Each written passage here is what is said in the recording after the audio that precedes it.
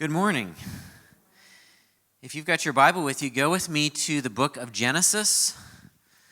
We are going to be in Genesis chapter 14 today.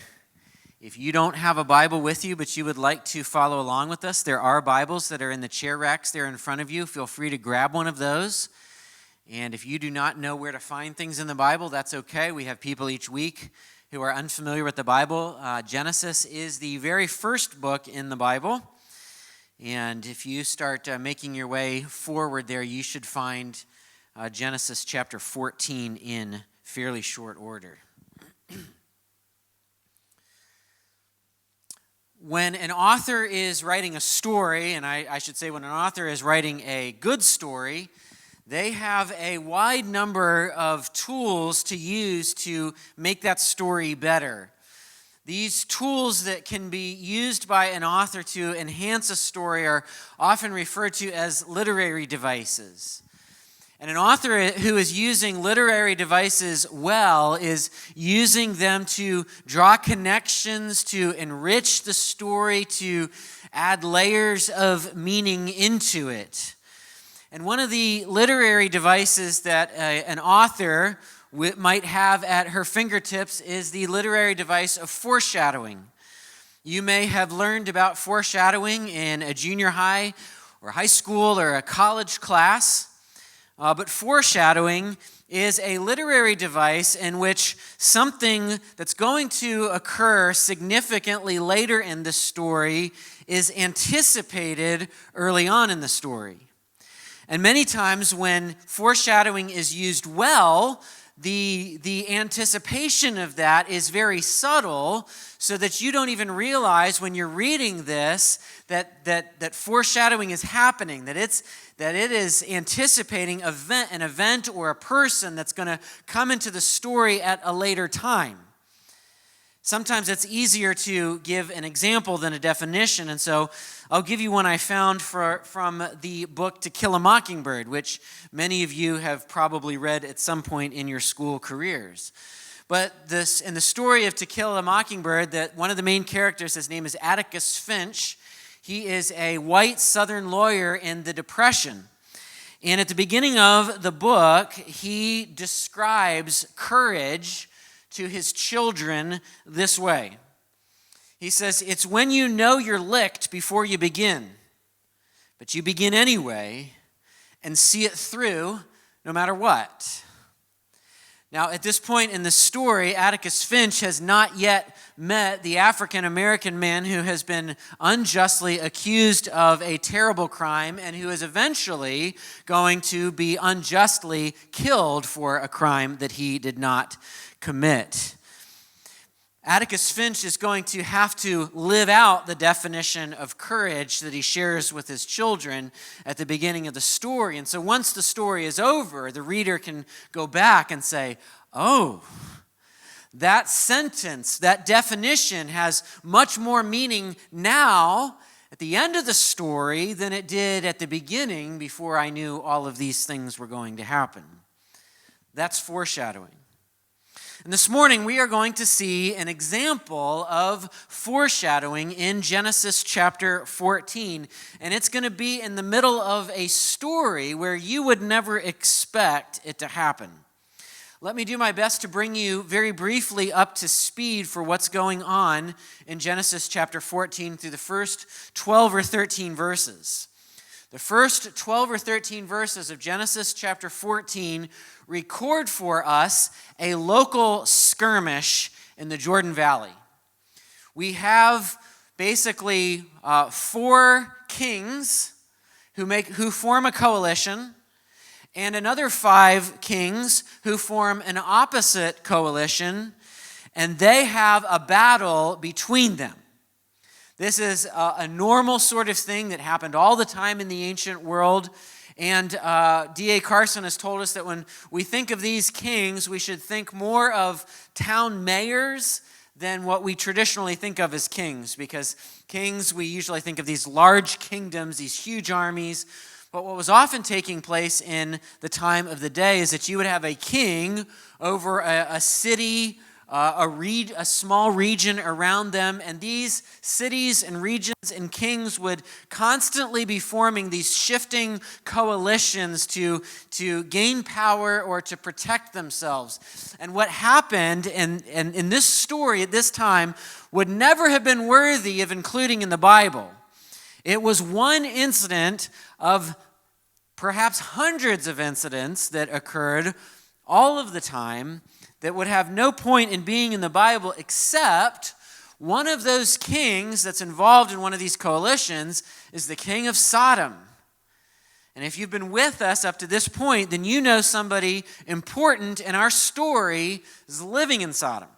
Who's living in Sodom?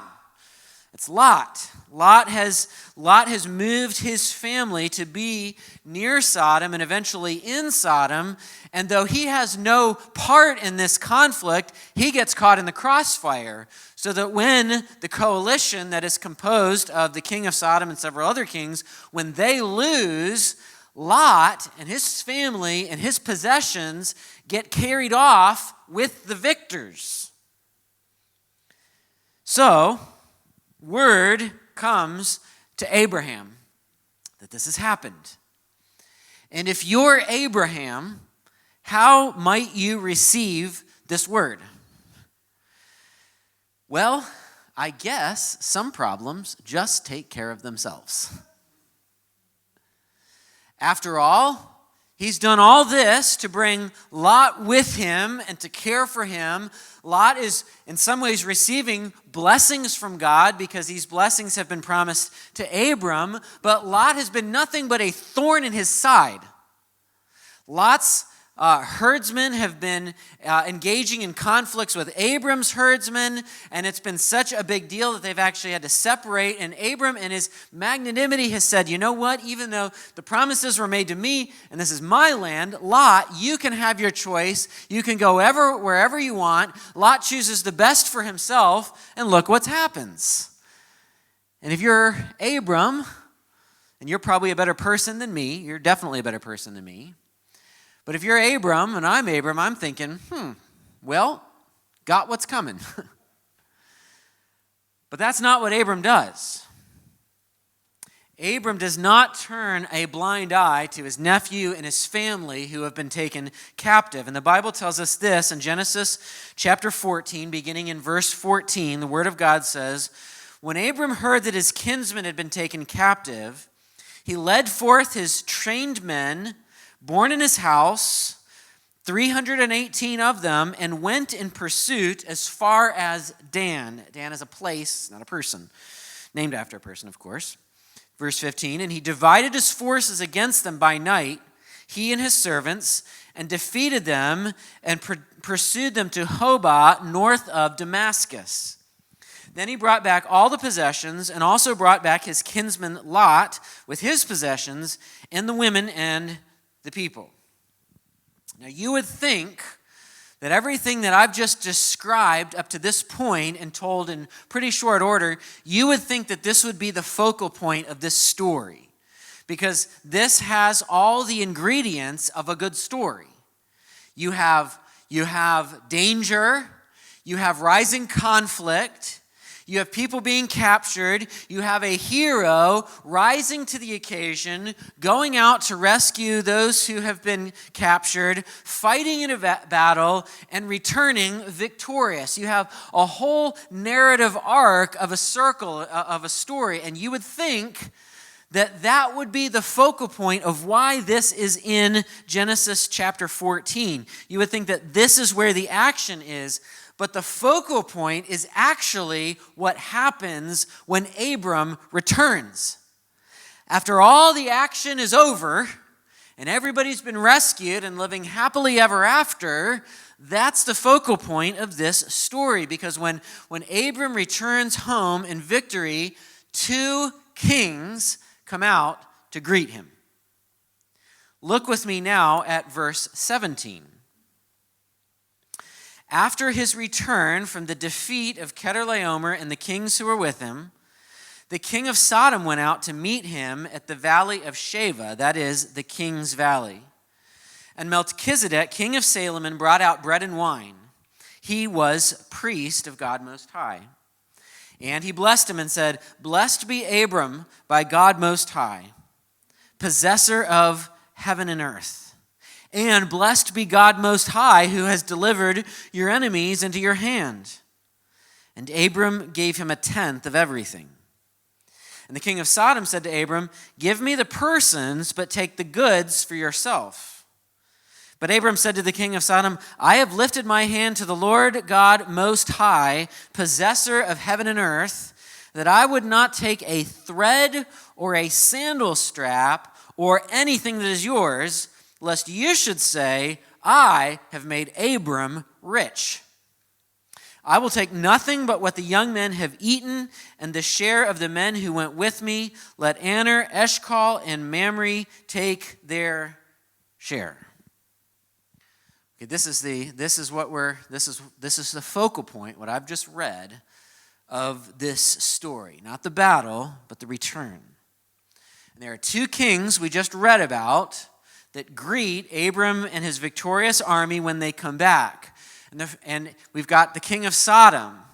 And the king of Sodom is very grateful that Abram has brought back all that the king of Sodom has lost. And as an expression of that gratitude, he asks for the people back, but tells Abram, "You can keep the stuff. Basically, all the things of mine that you have recovered, you can keep." But Abram refuses because he's raised his hand, he's sworn an oath to the Lord that he is not going to take any of the blessings, any of the spoil of war for himself, because he does not want anyone to think he does not want somebody to think that anyone other than God has given him the blessings that he has. Remember, God has promised Abram all kinds of blessings. Abram doesn't need what the king of Sodom has to offer, and he does not want anyone to think that he has been enriched by this effort, and so he turns it down. And you know what? This story that we've just read together would totally stand on its own without verses 18 to 20, right? 18 to 20 record, these three little verses, record about a very brief interaction with the other king, Melchizedek. And if you were reading the story as if it was a novel, and those three verses got pulled out and lost forever, it would not impact the story at all, would it? That this interaction with Melchizedek adds nothing to the story itself. But there he is, a king named Melchizedek, who is included here in this story. And the Bible tells us that when he comes out and greets Abram and his army, he feeds him. He brings out bread and wine to care for the men who have gone to battle. And then the Bible tells us just this little, in fact, it's actually put in parentheses in many of the translations that you're working with, this short little parenthetical phrase that this king was also a priest of the Most High God. And for those of us who have a Bible background, or those of us who have a lot of biblical knowledge, that can be sort of a ho-hum detail, one that we could easily pass over because we're familiar with priests. Abram is going to become a family who's going to become a nation, and the religious life of the nation is going to be mediated and regulated between God and his people through priests. What is a priest? A priest is a mediator between God and humanity. You could put it this way: a priest is one who links heaven and earth. A priest is one who links a holy God and sinful people. And this little parenthetical statement ought to grab our attention because this is the very first time in the Bible priests are even mentioned. We're familiar with priests because many of us have read the Old Testament or learned about the people of God in the Old Testament, but this is the very first mention of a priest in the Bible. Our text presents Abram as greater than the king of Sodom. The king of Sodom wants to bless Abraham, wants to give Abraham some of the spoil that's come from this battle. And Abram says, no, thank you. I don't need it. I don't need anything from you. And so the text presents Abram as greater than the king of Sodom, even though Abram is no king himself. But the text then turns around and in some ways presents King Melchizedek as greater than Abram. And that ought to come as a surprise to us, because if there's any human being in creation at time that we would think is at the top, is the greatest, it would be the one to whom God said, hey, I'm going to make you the father of many nations. I'm going to bless those who bless you, curse those who curse you, give you the land, and in you shall all nations of the world be blessed. That sounds like the top. And yet, we've got Melchizedek, in some respects, being presented as greater than Abram because Abram pays Melchizedek a tenth, a tithe. Melchizedek is a priest who receives a tenth or a tithe of everything that Abram has just gotten. Now, it's interesting here that Melchizedek just appears out of the blue. We're reading along, we're familiar with characters. The characters that are just playing bit parts in Genesis don't really have much information. So we've got, 9 or 10 kings in various cities mentioned here, and there's not a lot of background given, but everyone who's anyone in the book of Genesis has a genealogical record for them, right? I mean, you can't turn the page in Genesis without tripping over another genealogy. You get a full head of steam with the story. Okay, we're moving along, and then we stop, and we have a genealogy break.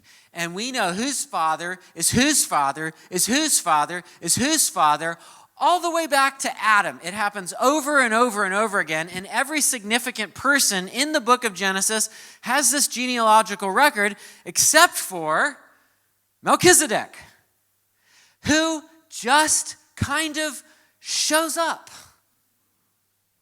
Melchizedek, king of Salem. Not only these 3 little verses does Melchizedek just show up totally out of the blue, but in the rest of the story, throughout the rest of Genesis, he doesn't make another appearance. Nobody says anything about Melchizedek. Nobody says, hey, remember when Melchizedek showed up? Nothing. You go out of Genesis, you start reading through the rest of the Pentateuch, the first 5 books of the Bible, no mention of Melchizedek. In fact, there is only one other mention of Melchizedek in the entirety of the Old Testament. And it doesn't happen until several centuries later. Because you see, Abram does in fact become a great family, and that family does in fact become a great nation, and that great nation does in fact produce a king, and King David is sitting in his chambers or in his court or out in his gardens one day when he pulls out a pen, if you will, and writes Psalm 110. And in Psalm 110, King David, who occurs centuries later, speaks prophetically about a coming king who, like Melchizedek, will also be a priest. Interesting. Because in the nation of Israel, priests can't be kings and kings can't be priests. So David is sitting there as a king in Jerusalem, okay, king of Salem. He's sitting there in Jerusalem reflecting on the fact that there is someone coming after him, speaking prophetically, who is going to be like Melchizedek in that he is both a priest and a king. One person who is going to combine those 2 offices. Now we're not going to, that's the only other reference. So we got 3 verses here, we got 1 verse in Psalm 110, and that's all we get of Melchizedek until we get to the New Testament. And it is not until Jesus has lived out his ministry, never breathing a word, at least for us recorded in the Gospels about Melchizedek, never saying anything about it. Jesus has come, died, buried, resurrected, ascended, and then the author of Hebrews, the anonymous author of Hebrews, is going to reach back into the Old Testament and say, remember Melchizedek? There's a lot of stuff going on here. And I want to, in the time remaining that we have together, I want to draw some connections between Hebrews chapter 7 and that account of Melchizedek with what we just read about Melchizedek in Genesis chapter 14. And there's a truth that I want us to see together this morning. That's this. Melchizedek is a prototype priest king who points to the Messiah. And you say, Matt, you're killing me with your main ideas. So it'll be up there for a minute so you can spell Melchizedek, or you could just put M. Melchizedek is a prototype. When you have a prototype, the prototype is not the final thing. It's a prototype of something to come. Melchizedek is a prototype priest king who the author of Hebrews is going to share with us points to the Messiah. Okay, so as I've said, Melchizedek is just kind of quietly tucked in here in these 3 verses in Genesis chapter 14. But like good foreshadowing does, when we get to the end of the story and we look back, we say, oh, that's the significance of what was going on there. There's something much bigger at stake here. And that's what the author of Hebrews does for us in Hebrews chapter 7. They give us an extended discussion, the whole chapter, about how Melchizedek, that guy that got 3 verses of airtime in Genesis 14 and 1 verse of airtime in Psalm 110, he's going to go back and explain to us how Melchizedek pointed forward to the Messiah as a priest and a king. And what the author of Hebrews is going to do, though he acknowledges that he's both a priest and a king, the author of Hebrews is going to focus more on the priesthood of Jesus.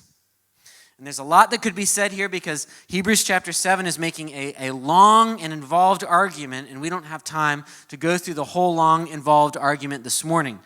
Pastor Fred, who prayed just a few moments ago, preached an excellent message on Hebrews 7 and his Hebrews series this summer. If you want to go back and listen to that, I would recommend it to you. But what I'd like to do this morning is just highlight 2 ways from Hebrews 7 that Melchizedek points forward. You could say foreshadows. He points forward to the greater priesthood of the Messiah. Let me say that again because it's important and it's a mouthful. I want to highlight 2 ways from Hebrews 7 that Melchizedek points us forward to the greater priesthood of the Messiah, the one he foreshadows. So here's the first way. Melchizedek points to the permanent priesthood of the Messiah. Melchizedek points to the permanent priesthood of the Messiah. How does the author of Hebrews develop that point for us about the permanent priesthood of the Messiah? I'm glad you asked. If you're there in Hebrews chapter 7, look at verse 3. It'll also be on the screen behind me. But Hebrews chapter 7 and verse 3 says, he, referring to Melchizedek, is without father or mother or genealogy, or drawing the connection between the Messiah and Melchizedek. He is without father or mother or genealogy, having neither beginning of days nor end of life, but resembling the Son of God. He continues a priest forever. Now, what the author of Hebrews is doing right here is picking up on a detail that we've just drawn out, but he's picking up on a detail of something that was unsaid. He's noticing that there's something unique and different about Melchizedek in Genesis 14, in that there is no genealogy for him. We don't know where he came from. We don't know who his father was. We don't know who his mother was. We don't know his birthday, and we have no record of his death. And what the author of Hebrews then is doing is not saying that Melchizedek was eternal. Even though there's no genealogy recorded for Melchizedek, he certainly had one. Though we don't know who his father and mother were, he certainly had them. And though we don't have a birthday or a death date recorded for him, he certainly had both. But like he appears in the text with no beginning or end, he points forward to one who was coming, who truly was eternal, who has no beginning or no end. Jesus Christ. That's the argument that's being made here. And Hebrews continues making this point later in verses 15 and 16. It says, "This becomes even more evident when another priest arises in the likeness of Melchizedek, who has become a priest not on the basis of a legal requirement concerning bodily descent, but by the power of an indestructible life." Now, a question that we ought to be asking, and that maybe many of us are asking this moment, is what is the Bible talking about when it talks about this basis of a legal requirement concerning bodily descent? What is being referred to here? Well, the question that we have to ask ourselves is, when Israel becomes a nation and their system of worship is set up, who is eligible to be a priest? Do Israelites coming out of college go to the local job fair at their community college and stop by the priest booth to ask questions? And I'm thinking about maybe going into the priesthood, and I'm wondering, what the starting pay is, what the educational requirements are. It didn't work like that. Why? Because the requirement for being a priest, one of the significant requirements for being a priest, is that you had to be from the line of Levi. In other words, you had to be born into the priestly line. Not anyone could be a priest. You had to be a Levite, which is why you'll see the Bible use terms like Levitical. It's referring to being from the tribe of Levi. That's what it means to be a Levitical priest. And so when the Bible says here in Hebrews 7, when it's talking about the basis of a legal requirement concerning bodily descent, it's referring to the fact that all Jews would have known is that you had to be a Levite to be a priest. So if the credential is not, well, I've got a 4-year degree and I'm working through grad school, one of the credentials was, I am of the lineage of Levi. But what the author of Hebrews says in verse 16 is that Jesus has different credentials. He is not from the line of Levi. He has an indestructible life. So you're looking at two candidates for the job. Hey, candidate A, I am from the tribe of Levi. Candidate B, I can't be killed. Which credential is better? It's the indestructible life. And that's the point that the author of Hebrews is making. He is not from the tribe of Levi, and thus he is like a priest after the order of Melchizedek. Now, the author of Hebrews is going to have one more thing to say about this later on in Hebrews chapter 7, verse 23. It says, "The former priests were many in number because they were prevented by death from continuing in office, but he holds his priesthood permanently." Why? Because he continues forever. Refer back to point A, the power of the indestructible life. One of the built-in deficiencies, one of the problems with Israel's priests that every single one of them had is they had the audacity to keep dying. As soon as you get a priest, you get another one. And you see this revolving door of priests, and there were good priests and there were bad priests, But one thing that all the priests had in common, besides from being in the tribe of Levi, is that none of them managed to stay alive. They all died, which is different from the priesthood of Jesus because he continues forever. Jesus, we're talking about the permanent. He's greater. His priesthood is greater because it's a permanent priesthood. Jesus permanently links heaven and earth. Jesus permanently links holy God with sinful humans like you and I. Okay, there's a second way Melchizedek points us forward to the greater priesthood of the Messiah, and it's this. Melchizedek not only points to the permanent priesthood of the Messiah, but he points to the perfect priesthood of the Messiah. One of the points that the author of Hebrews makes repeatedly is that Israel's priests were not able to perfectly unite heaven and earth. So the priesthood, the Levitical priesthood, as far as it went, was a good thing. It was instituted by God. It was meant for a way for sinful humanity to be right with God through a system of sacrifices made through the mediator of the priests. But they did not do that perfectly. And Hebrews chapter 7 and verse 11 says this, "Now if perfection had been attainable through the Levitical priesthood, for under it the people received the law, what further need would there have been for another priest to arise after the order of Melchizedek?" If the Levitical priesthood could have brought about the state of relationship between God and humanity that it was supposed to, then there wouldn't have been a need for any other priesthood. But because the Levitical priesthood could not do that, there's a need for a priest after a different order, one like the order of Melchizedek. But the question is, why was the work of the Levitical priests insufficient? Well, the answer is given for us in verse 27.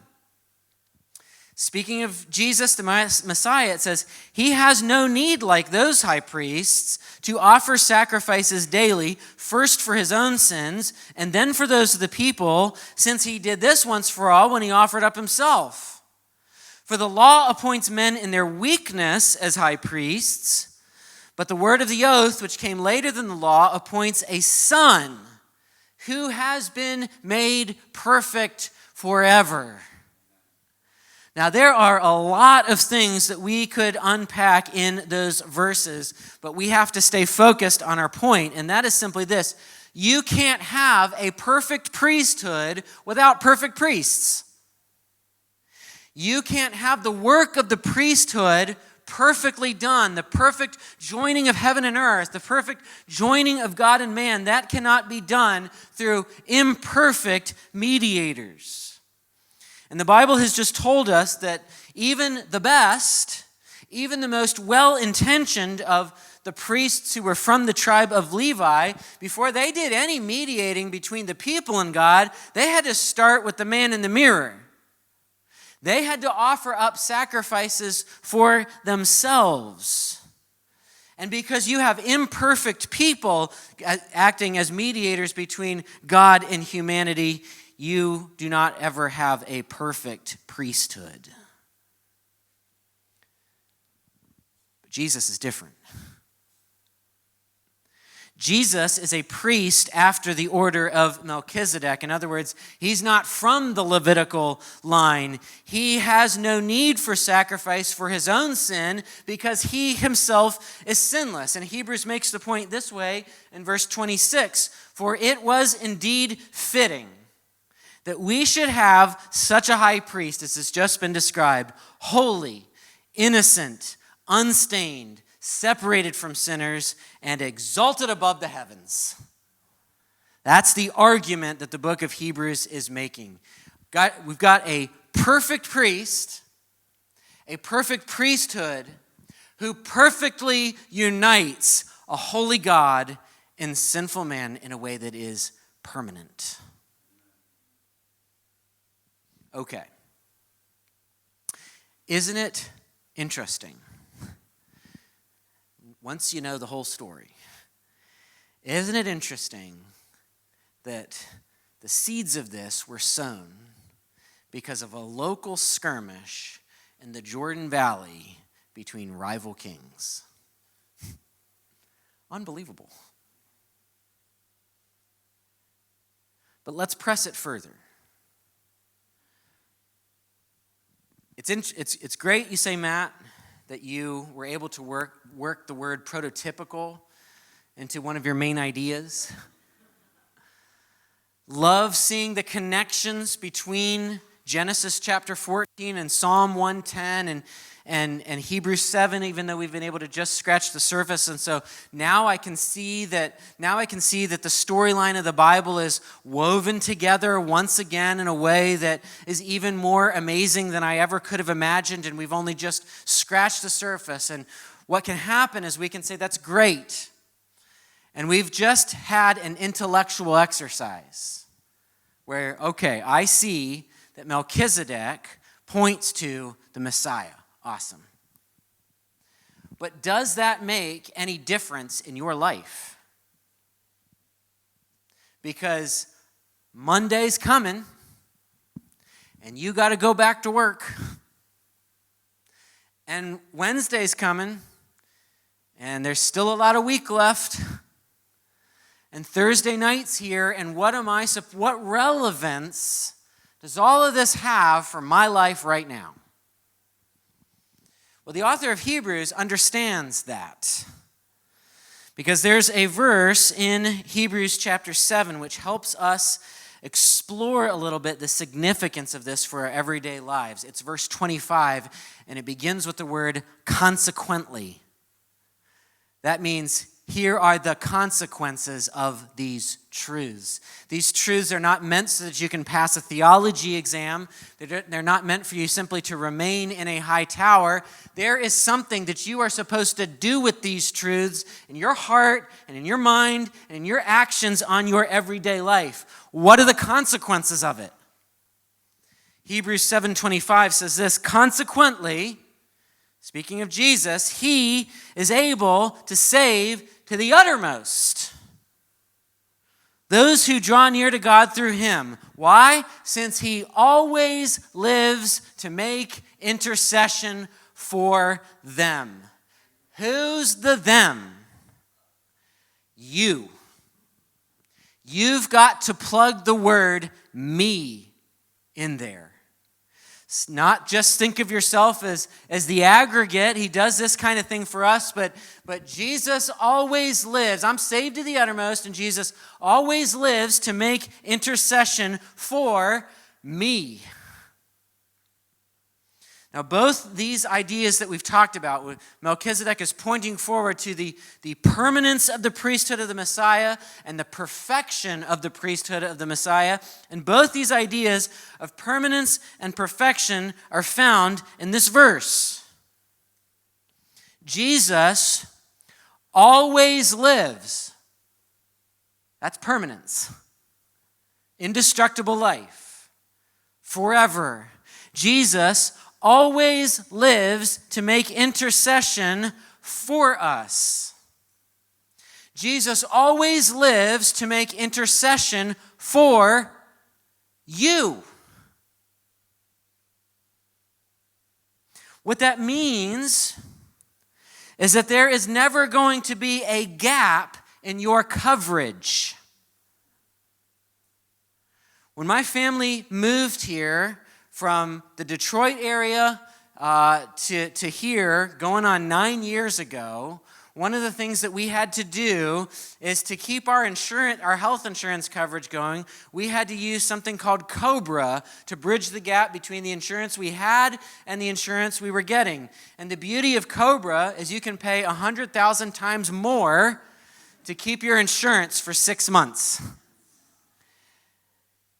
And that was a good thing that we did that, because the very first night we were here, when we were going to come, I was going to come and preach my first sermon here that Sunday morning. My son got bitten by a spider and got a staph infection promptly upon his arrival in Florida. And we ended up having to go to the ER or urgent care, or who, I don't even know because it was a long time ago and I had a lot of other things going on in my mind. His welfare was one of them, but that whole time period is a big blur in my mind. But we were glad that we had the exorbitant prices of Cobra to bridge the gap, because there's only one thing more expensive than Cobra, and that's going to the doctor. That's really expensive. Now, our Catholic friends have this idea of being in a state of grace. And there's something that can happen to you to fall out of a state of grace. It's committing a mortal sin. And if you die when you have committed a mortal sin and fallen out of a state of grace, there are significant consequences to you. But the book of Hebrews doesn't square with that idea, does it? There is never a time when there is a gap in coverage, when you do something that Jesus says, oh, I'm not able to cover that. He ever lives to make intercession for you. Which means that there is nothing you can do as God's child that isn't covered by the intercession of a permanent priest who's there for that very purpose.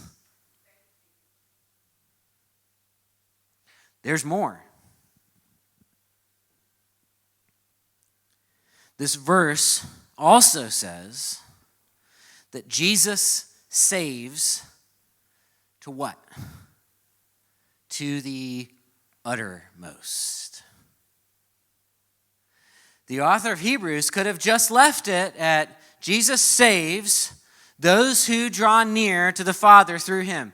That would have been a theologically correct statement. It would have been a statement that we all could have praised God for. But the author of Hebrews wants to throw in a superlative to that. It's not just that you've been saved, it's that you have been saved to the uttermost. And that speaks not to the perfection or to the permanence of his work, but to the perfection of his work. You aren't kind of saved.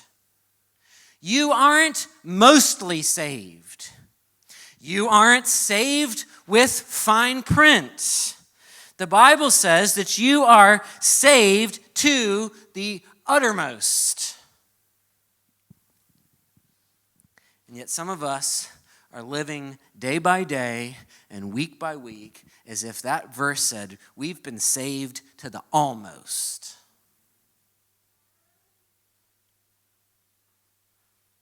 Like the work of Christ, our mediator, to link heaven and earth is pretty good, but not quite good enough until I add something to it. What are you going to add to the perfect work of the innocent, unstained, sinless, exalted above the heavens high priest, whose daily responsibility it is forever to intercede for you? And yet we think, haven't been doing good this week. I need to get it a little bit more together. God, I'll be back. Once I've done a little better, we'll start talking again. That's the prayer and action of a person who's saved to the almost. And here's the question that you need to be asking yourself. Or if somebody asks you, what is your relationship with God? How's your relationship with God? And you answer with anything other than perfect, you're revealing that you believe you've been saved to the almost. Now, I'm not saying that when we sin, we don't feel a relational distance between us and our Father. What I am saying is that feeling does not in any way, shape, or form take anything away from the perfect relationship that Christ, our priest, has created for us. Your relationship with God through Christ will never be one iota better than it is right now. Because Jesus is a really good high priest. And you have been saved, not the almost, but to the uttermost.